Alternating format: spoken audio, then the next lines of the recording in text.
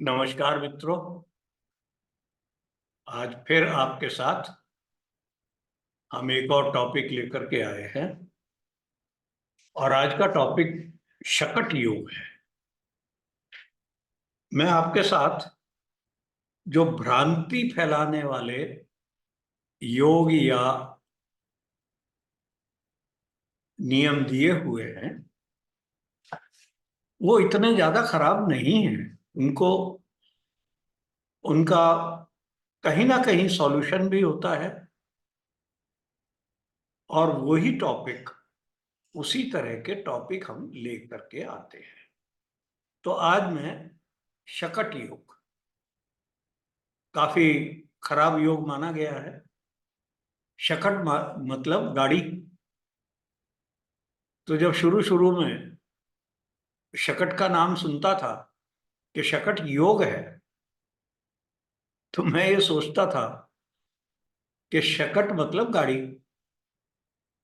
अगर वो योग है तो वो कोई गाड़ी चलाने वाला होगा,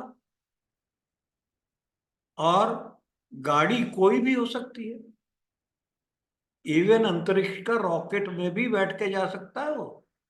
उसको कंट्रोल करता है एरोप्लेन, बैलगाड़ी, साइकिल, मर्सिडीज, कोई सी भी गाड़ी हो। परंतु इसका जो मीनिंग बाद में समझ में आया कि शकट योग जो है वो एक अच्छा योग नहीं है। और ये योग यदि उपस्थित हो तो वो व्यक्ति, अगर कोई उसकी कुंडली में, ध्यान से सुनना, ये कोई दुर्योग पड़े हों और शकट योग भी हो, तो उन दुर्योगों का परिणाम ज्यादा खराब हो जाता है। अच्छा नहीं मिलता उसको, ज्यादा खराब हो जाता है। अब इसमें आगे अगर हम बढ़ें, शकट योग को देखते देखते हमने कहा यार, ये शकट योग, इतने बड़े बड़े ऋषि मुनि, बड़े बड़े पॉलिटिशियंस, अच्छी पोजीशन पे बैठे हुए व्यक्तियों के, उनकी कुंडली में भी दिख रहा है। तो भाई क्या हो रहा है, ये भी हम कवर करेंगे कि शकट योग कब राजयोग बन जाता है और उसको शास्त्रों में क्या नाम दिया गया है। खैर, पहले तो हम शकट योग को जाने। शकट योग जब बनता है जब कुंडली में चंद्रमा से बृहस्पति 6 या 8 भाव में हो। कुछ शास्त्र इसको ऐसे बोलते हैं कि शकट योग तब बनता है जब बृहस्पति से चंद्रमा 6-8 में हो, 6-8 भाव में हो। बात एक ही है भैया, कैसे भी बोल लो। चंद्रमा से 6-8 होगा तो बृहस्पति से चंद्रमा भी 6-8 होगा। कुछ शास्त्रों ने इसको चंद्रमा से 12वें भाव में बृहस्पति को भी जोड़ दिया। शास्त्रों ने नहीं जोड़ा एक्चुअली, ये हमारे आजकल के ज्योतिष प्रेमियों ने ही जोड़ा है। वो एक बात भूल गए कि अगर चंद्रमा से 12वें भाव में बृहस्पति होता है तो वो कितना अच्छा योग बना देता है। वो तो प्रेस किया गया चंद्रमा योग में, चंद्र योग में। तो उसको हम नहीं ले सकते। तो ये जो हमारे को पढ़ाया जाता है, इसको आप छोड़ दीजिए, ये नहीं है। ये अनफा सनफा उसमें आ जाता है। अब शास्त्रों में इसका कैंसिलेशन भी दिया है। अब एक्चुअली देखिए कि शकट योग चंद्र को भी कुंडली का, चंद्र कुंडली भी मानी हुई है। और बृहस्पति सबसे अच्छा बेनिफिक माना गया है, शुभ ग्रह माना गया है। यदि वही 6 8 12 में हो, 6 8 में हो, 12 नहीं, 6 8 में हो, तो वो चंद्रमा को प्रभावित नहीं कर रहा। तो शुभ चंद्र लगन पर शुभ संबंध नहीं, ये कारण हो सकता है। अब इसके काट क्या है, क्या कैंसिलेशन हो जाता है? सबसे बड़ा कैंसिलेशन तो ये है कि चंद्रमा बाकी के दो जो शुभ ग्रह हैं, शुक्र और बुध, उनके साथ राशि परिवर्तन में हो गया। अब शास्त्रों ने लिखा है, भैया आप सोचता हूं तो दिमाग खराब हो जाता है, कि चंद्रमा और बृहस्पति लगन से केंद्र में हो, तो भैया शकट योग कहाँ होगा? उसको होना चाहिए था चंद्रमा या बृहस्पति लगन से केंद्र में हो, तो ये योग, शकट योग, खत्म हो जाता है। एक और योग लिखा हुआ है कि जब मंगल चंद्रमा को दृष्ट कर रहा हो, तो शकट योग खत्म हो जाता है। चंद्रमा साहस का, पुरुषार्थ का प्लेनेट है, क्या इस वजह से वो लिखा होगा?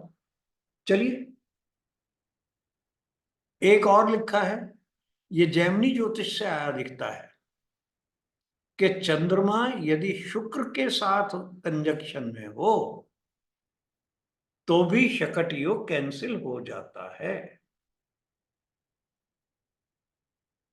या राहु या केतु नोड्स बृहस्पति के साथ कंजंक्शन में हो, उसके साथ बैठे।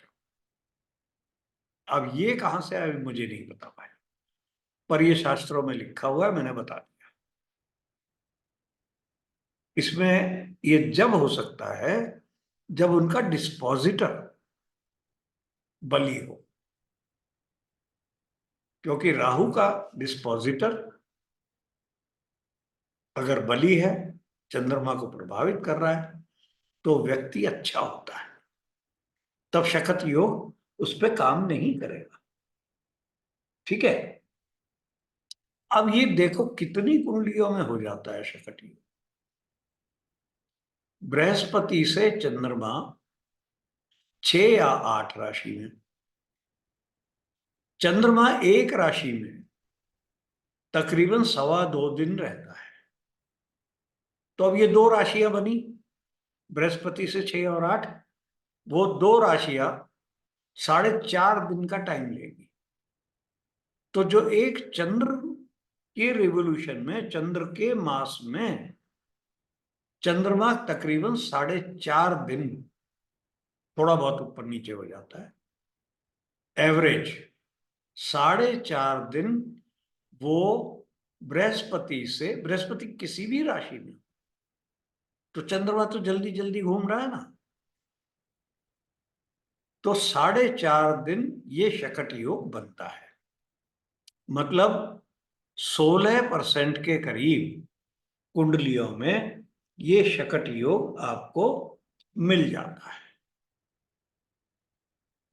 ठीक है। अब ये शकट योग में मेनली बोला गया था कि ये संतान को कष्ट देता है, या जुपिटर को कष्ट देता है, चंद्रमा को कष्ट देता है। कब ज्यादा कष्ट देगा? अभी कैंसिलेशन की बात कर ली थी। कब ज्यादा कष्ट देगा? जब ये पीड़ित भी हों, चंद्रमा और बृहस्पति दोनों पीड़ित हों। अब ये पीड़ा राहु केतु से, अब जैसे वो कैंसिलेशन बोल रहे थे राहु केतु से, मैं तो कहूंगा वो पीड़ा है। और अगर दोनों पे पीड़ा आ गई, तो फिर वो ज्यादा खराब फल देगा। शकट योग का सबसे ज्यादा प्रभाव अगर कोई कुंडली में बैड योग है, हानिकारक योग है और शकट योग है, तभी उसका फल मिलेगा। अब ये शकट योग आप वर्गों पर भी लगा सकते हैं। अगर किसी वर्ग में आपको एक अशुभ शकट योग मिल रहा है तो उस वर्ग के फल नहीं मिलेंगे, या उसमें आपको मेहनत कराएगा बहुत ज्यादा। अगर और योग है तो मेहनत करा करके वो फल देगा। ठीक है। अब आप एक काम कर सकते हैं, हरेक लगन के लिए चंद्रमा कहाँ हो और बृहस्पति कहाँ हो, तब वो, मान लो आप ले लेते हैं, मेष लगन ले लिया, तो चंद्रमा को मेष में बैठा लो, और अब बृहस्पति कहाँ होगा शकट योग के लिए, तो वो कहाँ कहाँ के स्वामी होंगे और क्या फल दे सकते हैं। तो ये एक्सरसाइज आपको खुद करनी चाहिए। अब मैं आता हूं कब ये राजयोग बन जाता है। ये बनता है और बनने के बाद इसको मुकुट योग का नाम दिया जाता है। आप समझे? शकट योग को मुकुट योग भी बोलते हैं।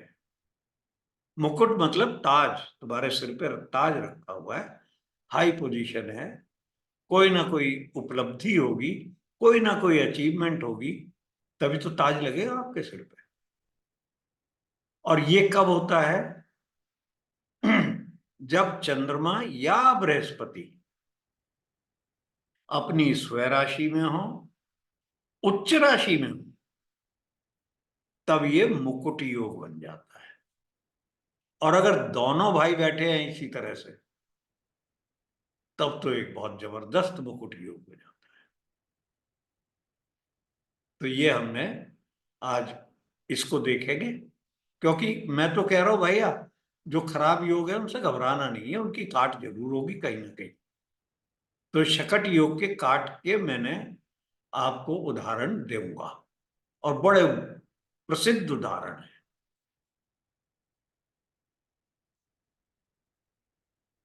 अब ये पहला चार्ट, अब यहां देखो भाई,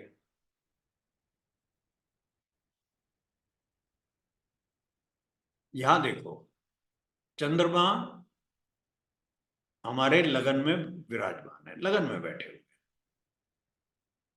और बृहस्पति लगन से 8वें भाव में बैठे हुए, मतलब चंद्रमा से 8वें भाव में ये बैठ गए, तो शकट योग बन गया। अब ये शकट योग क्यों मुकुट योग हो गया वो भी देख लो। चंद्रमा पे कोई पाप दृष्टि नहीं है, मंगल बृहस्पति के साथ है, परंतु बृहस्पति स्वयं राशि का है। ये नवमेश और अष्टमेश की युति है। बहुत ज्यादा साधना, बहुत हाई लेवल की साधना वो दे देता है। तो ये चार्ट है, मैं स्वामी, बहुत बड़े ऋषि योगानंद जी का चार्ट है, योगानंद जी का। तो आप इसमें, आप इसको कह नहीं सकते कि ये शकट योग, ये मुकुट योग हो गया है। अब नेक्स्ट देखते हैं, ये और भी बढ़िया चार्ट है। दूसरा भी आप अगर देखेंगे, यहां पर चंद्रमा हमारे दशम भाव में विराजमान है, और बृहस्पति की राशि में शनि की इन पे दृष्टि चंद्रमा पे। अब मैं बृहस्पति देखता हूं। बृहस्पति पंचम भाव में उच्च राशि में बैठे हुए। सबसे बढ़िया पॉइंट देखोगे कि बृहस्पति और चंद्रमा ने राशि परिवर्तन कर लिया है। तो अब ये कहां का शकट योग रहा? ये तो मुकुट योग हो गया, और वो भी उत्तम उत्तम मुकुट योग। आप जानेंगे ये कुंडली मां आनंदमयी मां की है।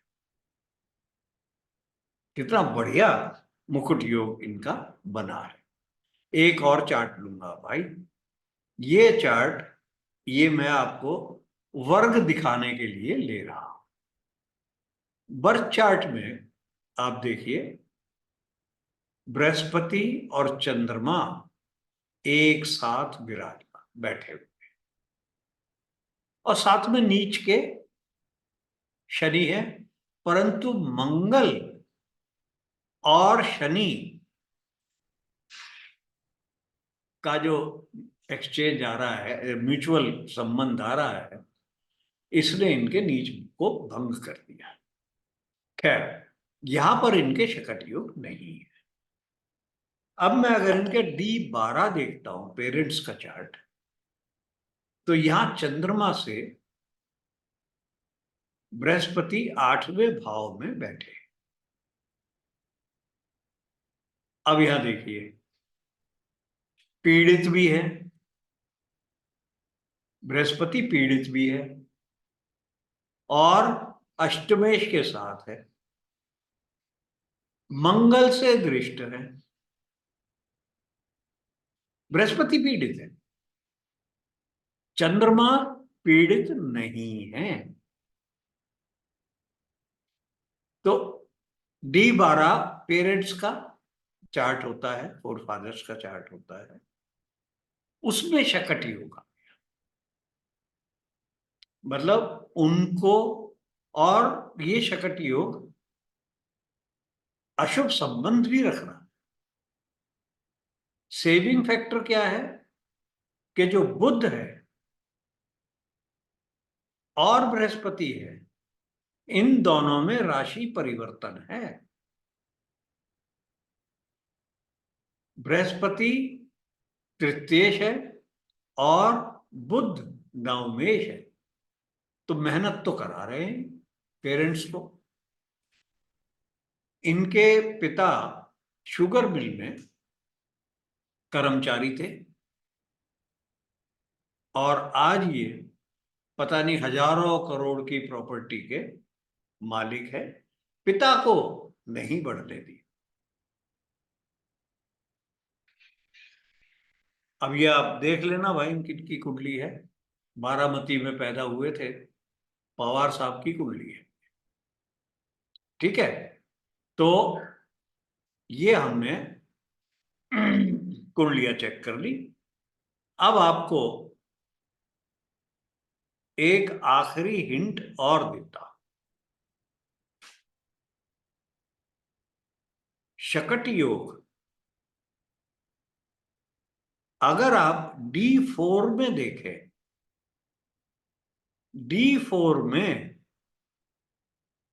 चंद्रमा और बृहस्पति अगर आपस में संबंध बना जाएं, तो उस व्यक्ति के पास बहुत धन, प्रॉपर्टी सब होती है, और वो सेटिस्फाइड होता है। कारण, अब आप देखो, D4 में आपके सुख का है, प्रॉपर्टीज का है, सब चीज का है, माँ का है, माँ से भी सहायता मिलेगी। D4 में चतुर्थेश चंद्रमा है और नवमेश बृहस्पति है। और ठीक है, बृहस्पति द्वादशेश भी है। तो इन दोनों का संबंध अगर आ जाता है, तो ये चतुर्थांश में एक बहुत बड़ा राजयोग बना देता है। तो मैं इसको भी शकट योग की काट मानता हूं कि अगर शकट योग है और D4 में बढ़िया आ गया तो भूल जाओ, जन्म का शकट योग भी भूल जाओ, हर जगह का शकट योग भूल जाओ।